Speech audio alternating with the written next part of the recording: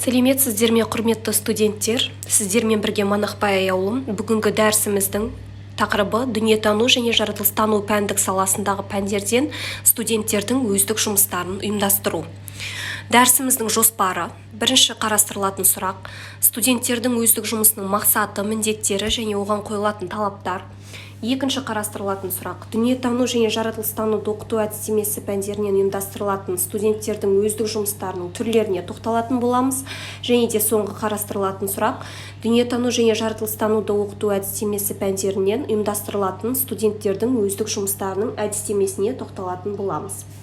Жалпы дәрістің мақсаты дүниетану және жаратылыстануды оқыту әдістемесі пәндерінен студенттердің өздік жұмыстарын ұйымдастыру әдістемесін, яғни студенттерге меңгерту. Бірінші сұрақ бойынша студенттердің өздік жұмысының мақсаты, міндеттеріне тоқталатын болсақ, жалпы студенттердің өздік жұмысы дегеніміз не? Ол жоғары оқу орнындағы оқыту мен тәрбиелеудің маңызды элементтерінің бірі болып табылады. Мұнда оқытушы білім берушіден білім беру үдерісін басқарушыға айналады, ал студенттердің танымдық іс-әрекетін ұйымдастырып бағыттайтын оқытушы болып есептелінеді. Сондықтан оның дұрыс ұйымдастырылуы жоғары оқу орнында білімі бар маманның тұлғалық басты қасиеттерінің бірі ретінде дербестігін, шығармашылық қабілетін, бәсекеге қабілеттілігін дамыту үшін аса маңызды. Енді студенттердің өздік жұмыстарын отандық ғалымдар мен шетелдік ғалымдар зерттеп қарастырған. Студенттердің өздік жұмыстарын ұйымдастыру мәселелері жалпы Маканов, Исаева, Сейітова, Әбішевтің жұмыстарында қарастырылған. Сонымен қоса студенттердің өздік жұмыстарын ұйымдастырудың дидактикалық мәнін анықтаған ғалымдарға Абылқасымова, Адилбаева, Архангельский, Буланова, Гарунов және Кабеляцкий, Низамов жатады. Нұрпейісова жаңа ақпараттық технология жағдайында студенттердің өзіндік жұмыстарын ұйымдастыру мәселелерін қарастырған. Ал Сматова кредиттік оқыту жағдайында студенттердің өзіндік жұмыстарын ұйымдастырудың педагогикалық шарттары мәселесін зерттеген болатын. Ендігі кезекте студенттің өздік жұмысының мақсаты ол студенттерде пән бойынша тапсырмаларды өз бетінше шешу қабілетін, дербестікті дамыту, яғни сыртқы нұсқаусыз және ешкімнің көмегінсіз өз қызметін ұйымдастыру және жүзеге асыру мүмкіндігін арттыру болып табылады. Студенттердің өзіндік жұмысын ұйымдастыру барысында оқытушы келесі міндеттерді шешеді. Бірінші міндет студенттердің кәсіби білімдерін тереңдету және кеңейту, студенттерді таным процесін тәсілдерін меңгеруге үйрету, және де студенттердің дербестігін қалыптастыру, болашақ мамандардың танымдық қабілеттерін дамыту. Сонымен қоса Қазақстан Республикасы үкіметінің 2012 жылғы 23 тамыздағы 1080 қаулысымен бекітілген жоғары білім берудің мемлекеттік жалпыға міндетті стандарты бойынша көрсетілген білім мазмұнына қойылатын, яғни студенттердің өздік жұмыстарына қойылатын, ұйымдастырылуына қойылатын талаптарға келетін болсақ, білім беру мазмұнын жоспарлау, оқу процесін ұйымдастыру мен жүргізу тәсілін жоғары оқу орны кредиттік оқыту технологиясы негізінде өз бетінше жүзеге асырады.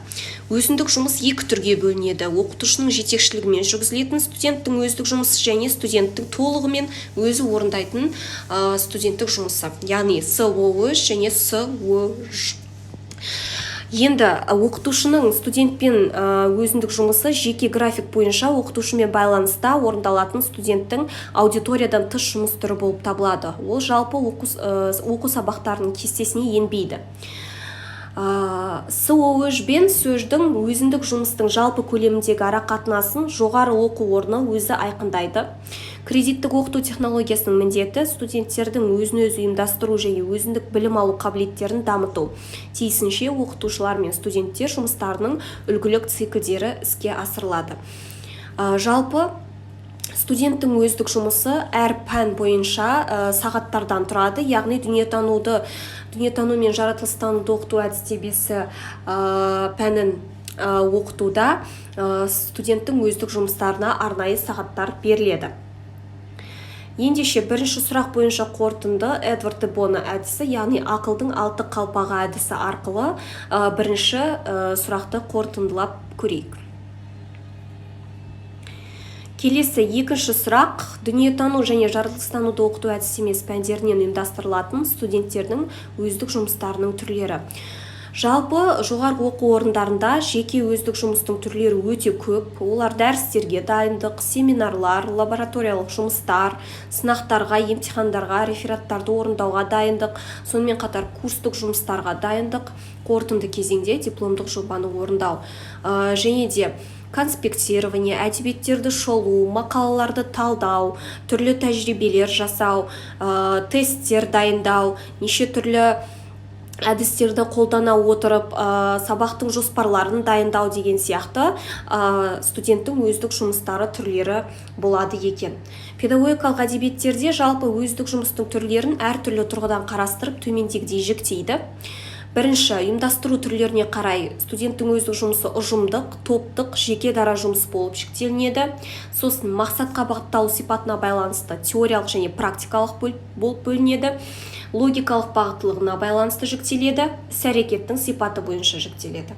Және де танымдық үдерістегі қолдану орнына байланысты, студенттің өз бетімен жұмыс істеу деңгейіне қарай, білім көздері мен оқытушының тарапынан бақылаудың дәрежесіне байланысты, және де аудиторияда немесе аудиториядан тыс орындалу формасына қарай жіктелінеді екен.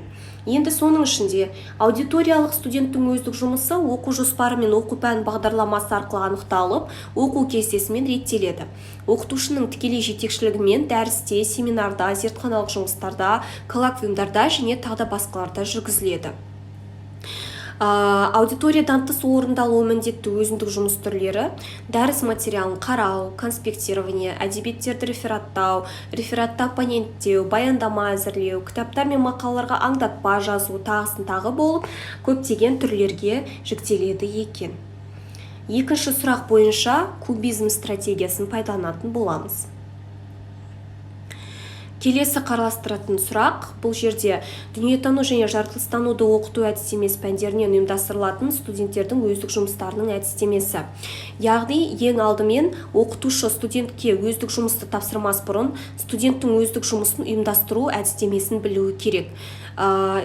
Сөз ол кафедраның профессорлық оқытушылық құрамымен әзірленеді және мыналарды қамтиды: зертханалық және практикалық тапсырмаларды орындауға арналған әдістемелік нұсқаулар, өзіндік жұмысты орындау барысында білім алушыларға жіберетін нұсқаулықтар, пәнді оқудың барлық кезеңіне есептелген сөз кестелері, үлгілік және жұмыс бағдарламаларының негізгі бөлімдеріне сәйкес келетін білім жүйесі, және де рефераттардың, баяндамалардың, жазбаша жұмыстардың тақырыптары, өзін-өзі бақылауға арналған сұрақтар мен тест тапсырмалары, негізгі және қосымша әдебиеттер тізімі, кеңес беру көмегінің түрлері, бақылау түрлері мен нысандары, бағалау критерийлері, ұсынылатын жұмыс көлемі және оны ұсынудың болжамды мерзімдері.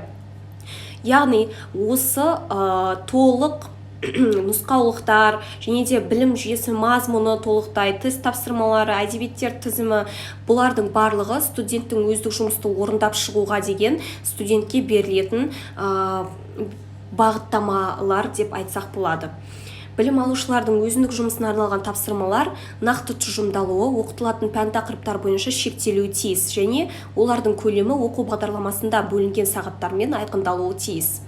Енді жаратылыстану және дүниетану әдістемесін бойынша жүргізілетін студенттік өздік жұмыстар: іздестіру, зерттеу сипатындағы тапсырмаларды орындау, ғылыми әдістемелік әдебиеттер тереңдетіп талдау, эксперимент жүргізу, дәріс конспектісін пысықтау, конспекттің ұсынылған әдебиетпен толықтыру, курс тақырыбы немесе жоба бойынша электрондық әдістемелік ресурсты әзірлеу және коллоквиумға дайындық болып есептелінеді. Білім алушылардың өзіндік жұмысын ұйымдастыру жөнінде әдістемелік ұсынымдардың мазмұны мыналарды қамтуы керек: яғни рефераттар, ғылыми баяндамалар мен хабарламалар жазу бойынша нұсқаулықтар болуы керек, және де тапсырмалар дайындау алгоритмдері болуы керек. Сонымен қатар мақалаларды, бастапқы дерек көздерді рецензиялау бойынша кеңестер берілуі керек, электрондық оқу курсымен жұмыс істеу бойынша ұсынымдар берілуі керек, және де глоссарий жасау жөніндегі ұсынымдар, әртүрлі жағдайларды талдау және шешу бойынша түсіндірулер. Яғни өздеріңіз қарап отырғандай, студенттік өздік жұмысын ұйымдастыруда ең бірінші студенттерге бағыт-бағдар берілуі тиіс, және де студенттің сол берілген тапсырманы жоғары деңгейде орындап шығуына арналған ұсынымдар мен кеңестер оқытушының тарапынан берілуі тиіс.